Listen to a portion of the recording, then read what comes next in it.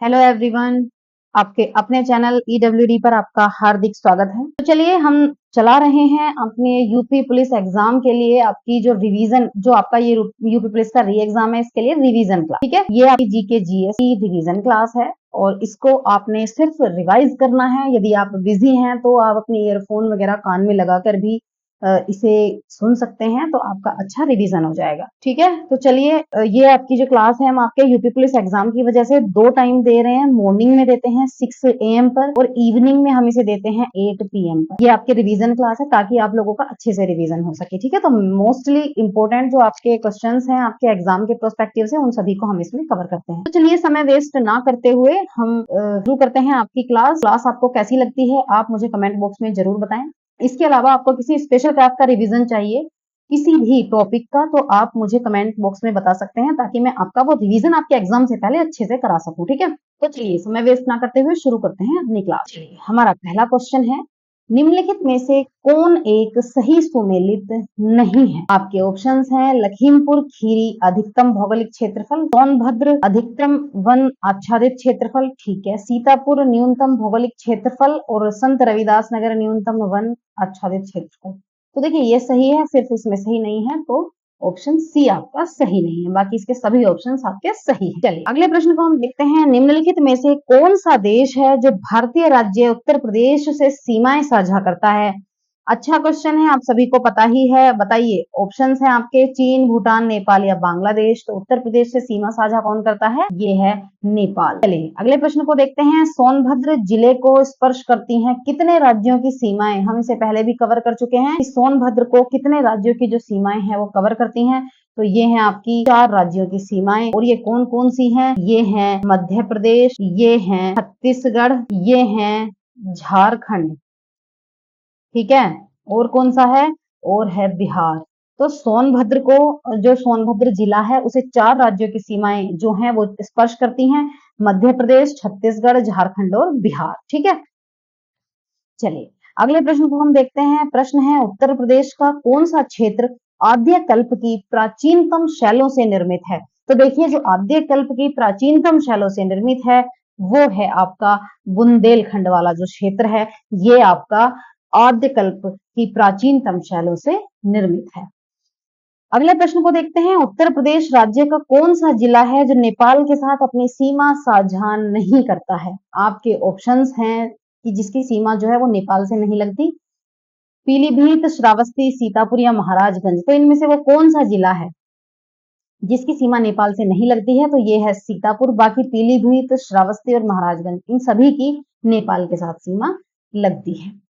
अगला प्रश्न है, उत्तर प्रदेश का राजकीय पुष्प निम्नलिखित में से कौन सा है? 2018 यूपी पुलिस वाले एग्जाम में ये प्रश्न पूछा गया था। ठीक है, 2018 में आया था कि उत्तर प्रदेश का राजकीय पुष्प कौन सा है। देखिए, जिस प्रदेश का आप एग्जाम देने जा रहे हैं उस प्रदेश के बारे में आपको बेसिक चीजें पता होनी चाहिए, इसमें कहने वाली कोई बात नहीं है। तो देखिए, आपको पता है जिस स्टेट में आप वर्दी लेने जा रहे हैं, जिस स्टेट की आप पुलिस की नौकरी करने जा रहे हैं, तो उसकी जो बेसिक बेसिक चीजें हैं कि वहां का राजकीय पुष्प क्या है, हाँ, वहां के जो राज चिन्ह है वो कहाँ से लिया गया है, या वहां का राजकीय पशु क्या है, राजकीय पक्षी क्या है, छोटी छोटी चीजें हैं बेसिक से, ये आपको पता होनी चाहिए। तो राजकीय पुष्प जो है उत्तर प्रदेश का वो क्या है? वो है पलाश। अगला प्रश्न हम देखते हैं, उत्तर प्रदेश में कुल कितने जिले हैं? ये सभी को पता है, बिना किसी डाउट के उत्तर प्रदेश में 75 जिले हैं। ठीक है, चलिए अगला प्रश्न हम देखते हैं, निम्नलिखित में से कौन सा राज्य है जो उत्तर प्रदेश सीमावर्ती राज्य है? सबसे उत्तर प्रदेश का जो सीमावर्ती है इनमें से वो कौन सा है? आंध्र प्रदेश? तो आंध्र प्रदेश तो हो नहीं सकता। पश्चिम बंगाल? ये भी नहीं हो सकता। पंजाब या राजस्थान में आप थोड़े कंफ्यूज हो सकते हैं क्योंकि पंजाब भी ज्यादा दूर नहीं है, जबकि सीमावर्ती की बात करें तो वो है राजस्थान। ठीक है, चलिए अगले प्रश्न को देखते हैं। हमारा अगला प्रश्न है, उत्तर प्रदेश के सबसे अधिक और सबसे कम क्षेत्रफल वाले जनपद कौन कौन से हैं? ये प्रश्न आपसे कई बार पूछा गया है और मैंने आपको कई बार बताया है कि जो लखीमपुर खीरी है ये उत्तर प्रदेश का सबसे बड़ा क्षेत्रफल वाला, और जो हापुड़ है ये सबसे कम क्षेत्रफल वाला जनपद है। ठीक है, तो आपका ऑप्शन हो जाएगा, आपका आंसर हो जाएगा बी, क्योंकि लखीमपुर खीरी सबसे बड़ा क्षेत्रफल है और हापुड़ सबसे छोटा क्षेत्रफल है। चलिए अगले प्रश्न को हम देखते हैं कि यूपी के निम्नलिखित जनपदों में कौन सा जो है जिला है जो उत्तराखंड, हरियाणा और हिमाचल तीनों राज्यों के साथ अपनी सीमा बनाता है। तो बताइए, आपके सामने है सोनभद्र, मुजफ्फरनगर, मेरठ या सहारनपुर। हम इसे पहले भी कई बार कवर कर चुके हैं। तो वो है जिला सहारनपुर, जो आपका उत्तराखंड, हरियाणा और हिमाचल तीनों के साथ अपनी सीमा बनाता है। सहारनपुर और भी क्या है, और क्या है सहारनपुर से? सहारनपुर उत्तर प्रदेश का सबसे उत्तरी जिला है। ठीक है, ये पूछा जाता है। सहारनपुर जो है ये उत्तर प्रदेश का सबसे उत्तरी जिला है। चलिए अगले प्रश्न को हम देखते हैं। प्रश्न है, इनके नंबरिंग पर मत जाइए, नंबरिंग थोड़ी मिसमैच हो रखी है। उत्तर प्रदेश में किस वर्ष में मनरेगा प्रारंभ किया गया था? तो मनरेगा की बात हो रही है। मनरेगा आपको पता है क्या है? MN, बताइए आप मुझे, मनरेगा क्या है? MNREGA। मनरेगा का क्या मतलब है? इसका फुल फॉर्म मोस्टली स्टूडेंट जानते नहीं है, जबकि आपको पता होना चाहिए। इसकी फुल फॉर्म है Mahatma Gandhi national rural employment guarantee act.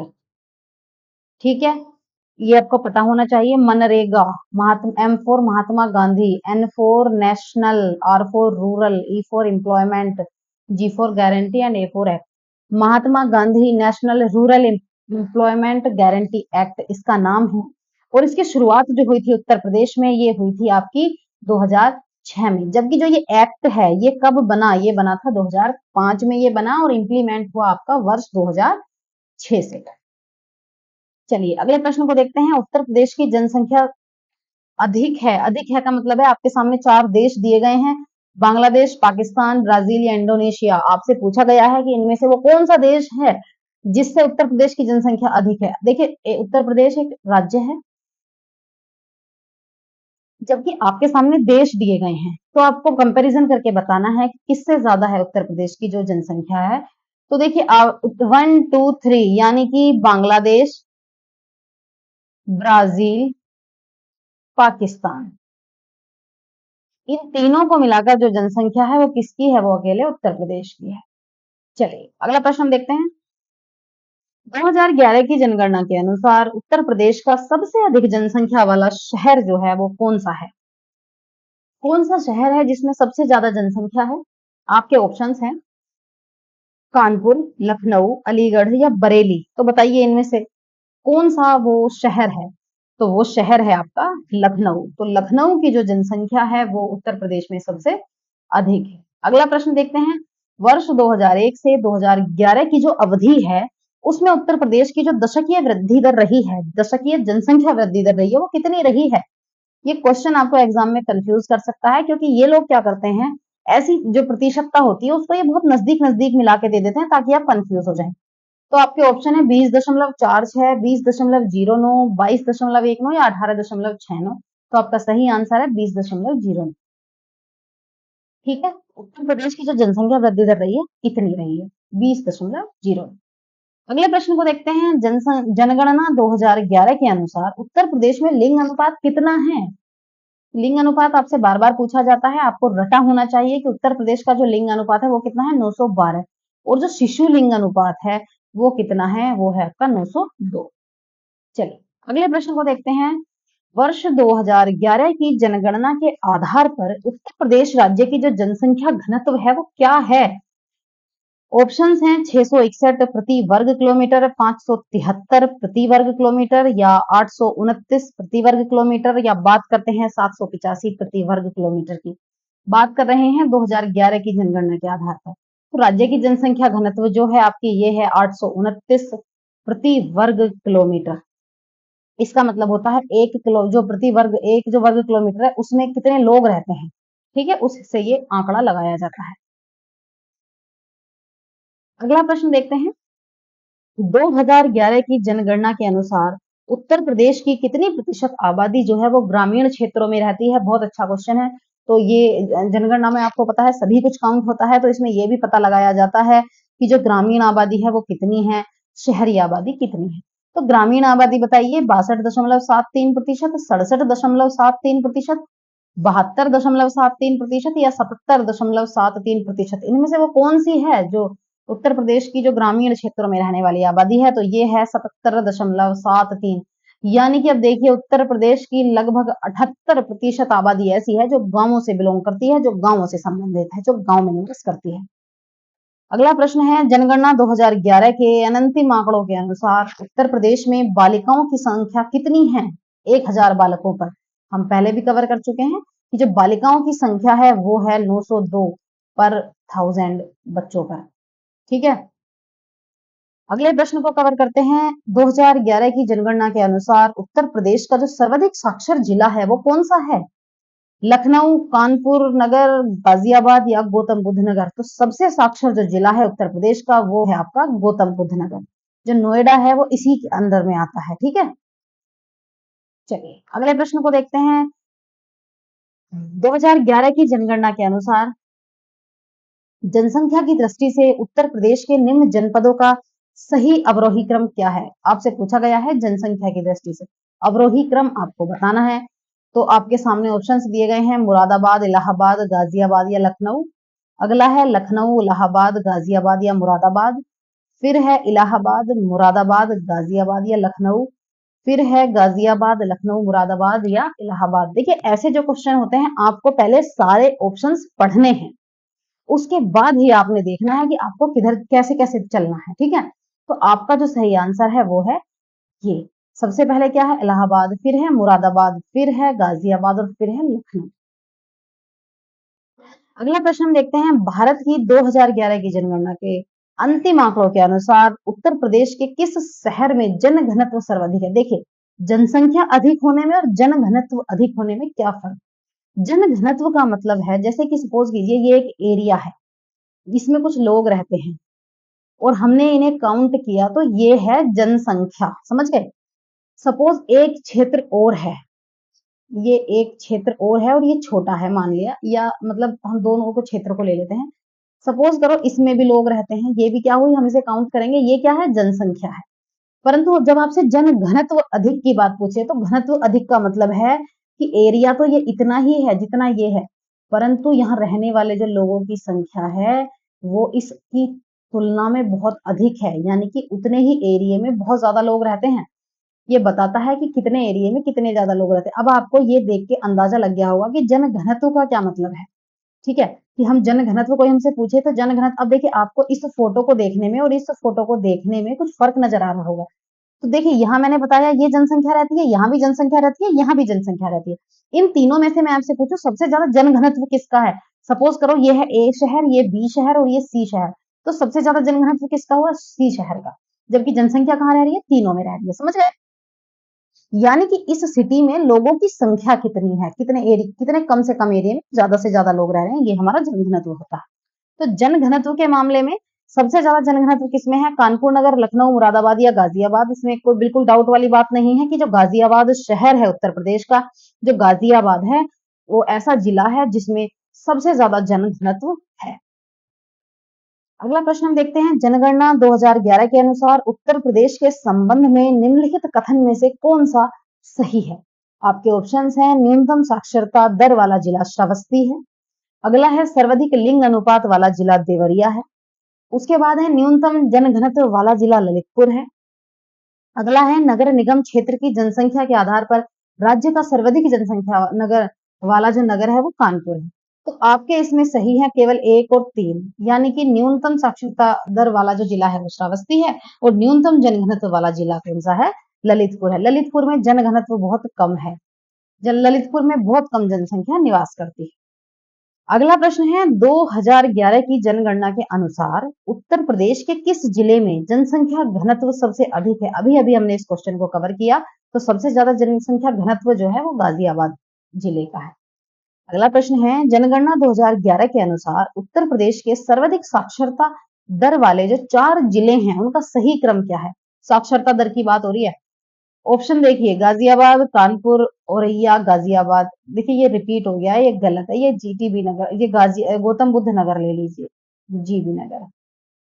अगला है गौतम बुद्ध नगर, औरैया, कानपुर, गाजियाबाद। फिर है गौतम बुद्ध नगर, औरैया, कानपुर, गाजियाबाद और फिर उससे अगला है गाजियाबाद, कानपुर, औरैया और गौतम बुद्ध नगर। इसके ये नाम चारों पांचों इसीलिए घूम रहे हैं क्योंकि इन्हीं के इर्द गिर्द ये सारा जो है वो घूम रहा है रिजल्ट। ठीक है, तो इसका जो सही ऑप्शन है, सबसे ज्यादा आपको पता होना चाहिए कि 2011 की जनगणना के अनुसार जो साक्षरता दर सबसे ज्यादा है वो आपकी गौतम बुद्ध नगर की है, फिर औरैया की है, फिर कानपुर नगर की है और उसके बाद 4th नंबर पर आपकी गाजियाबाद की है। इंग्लिश वाले भी अपना कवर करते चले। चलिए अगला प्रश्न है, 2011 की जनगणना के अनुसार उत्तर प्रदेश की जो जनसंख्या है, भारत की जनसंख्या के कितने प्रतिशत है? बहुत अच्छा क्वेश्चन है, कई बार एग्जाम में पूछा गया है। ऑप्शंस हैं 14.2%, 15.5%, 16.5% या 18.2। तो आप सभी को पता है कि ये 16.5% है उत्तर प्रदेश की कुल जनसंख्या, भारत की जनसंख्या में।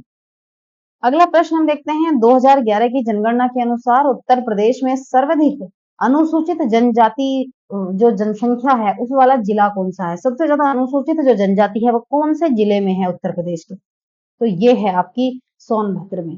और सबसे कम जो अनुसूचित जनजाति है ये कहाँ है? ये है आपकी बागपत जिले में। समझ गए?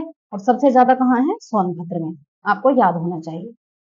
अगला प्रश्न है, वर्ष 2001 से वर्ष 2011 के बीच उत्तर प्रदेश में लिंग अनुपात में वृद्धि हुई है। कितनी वृद्धि हुई है? 1000 पुरुषों पर क्या 20 महिलाओं की वृद्धि हुई है? क्या 1000 पुरुषों पर 14 महिलाओं की वृद्धि हुई है? या 1000 पुरुषों पर 60 महिलाएं बढ़ी हैं या 1000 पुरुषों पर 40 महिलाओं की वृद्धि हुई है? तो देखिए महिलाएं बढ़ी हैं आपकी 14। ठीक है, 1000 पुरुषों पर इन 10 वर्षों में 2001 से 2011 के बीच में प्रति 1000 पुरुष पर 14 महिलाओं में बढ़ोतरी हुई।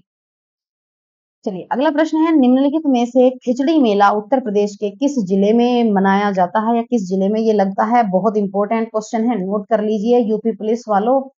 आपको ये कभी भी आपको देखने को मिल सकता है एग्जाम में, क्योंकि आपके 5 दिन पेपर होने हैं, 10 शिफ्ट में ये एग्जाम है। ठीक है, तो आपका ये कभी भी आपसे हो सकता है ये प्रश्न पूछा जाए। बढ़िया क्वेश्चन है। खिचड़ी मेला जो है नोट कर लीजिए, खिचड़ी मेला उत्तर प्रदेश के गोरखपुर जिले में लगता है। ठीक है, चलिए अगला प्रश्न है, निम्नलिखित में से बताइए शाकुंभरी देवी मेला उत्तर प्रदेश में किस जिले में लगता है? बहुत अच्छा क्वेश्चन है, शाकुंभरी देवी कई बार पूछा गया प्रश्न है। तो शाकुंभरी देवी मेला कहाँ लगता है? सहारनपुर जिले में ये लगता है। ठीक है, चलिए एक इस वीडियो का आज का हम लास्ट क्वेश्चन कवर कर रहे हैं। प्रश्न है हमारा, बताइए गढ़मुक्तेश्वर गंगा मेला उत्तर प्रदेश के किस जिले में लगता है? तो देखिए ये बड़ा प्रसिद्ध जो है मेला है और ये गढ़मुक्तेश्वर में जो है ये नवंबर के माह में, लगभग अक्टूबर नवंबर के माह में ये लगता है। ठीक है, और ये कहाँ लगता है? ये जो गढ़मुक्तेश्वर है जिला हापुड़ में आता है और जो जिला हापुड़ है ये उत्तर प्रदेश का सबसे छोटा क्षेत्रफल वाला जिला है, सबसे छोटा है। ठीक है, तो देखिए आपके लिए बड़े अच्छे-अच्छे क्वेश्चंस कवर किए हैं। सभी फैक्ट्स जो हैं फैक्ट बेस्ड चीजें हमने कवर की हैं, सभी इंपॉर्टेंट चीजें कवर की हैं। तो चलिए अपने रिवीजन करते रहिए बढ़िया से। कुछ भी इश्यू होता है, कोई भी एक्स्ट्रा क्लास चाहिए आपको, किसी भी टॉपिक को लेकर आपको चाहिए कि मैं इसमें से क्वेश्चन बनाऊं, तो आप मुझे एक बार बस एक मैसेज डाल दीजिए, कमेंट बॉक्स में ड्रॉप कीजिए मैसेज और बताइए कि आपको इस टॉपिक की क्लासेस चाहिए या इस टॉपिक से आपसे कुछ आपका मैं टॉपिक कवर करूं या जो भी है, आप मुझे एक बार बस मैसेज ड्रॉप कर देना, नेक्स्ट डे आपको वो क्लास प्रोवाइड करवा दी जाएगी। ठीक है, तो ठीक है चलिए मिलती हूँ आपको आपकी नेक्स्ट क्लासेस में। अपना रिवीजन अच्छे से करते रहिए, बढ़िया से करते रहिए। तो ठीक है, अब चैनल पर आ ही गए हैं तो सब्सक्राइब करके जाएं, वीडियोस को लाइक एंड शेयर जरूर करें अपने साथियों में। आप बहुत सारे लोग हैं जो यूपी पुलिस का एग्जाम दे रहे हैं। ठीक है, तो चलिए मिलती हूँ नेक्स्ट सेशन में। Thanks for watching.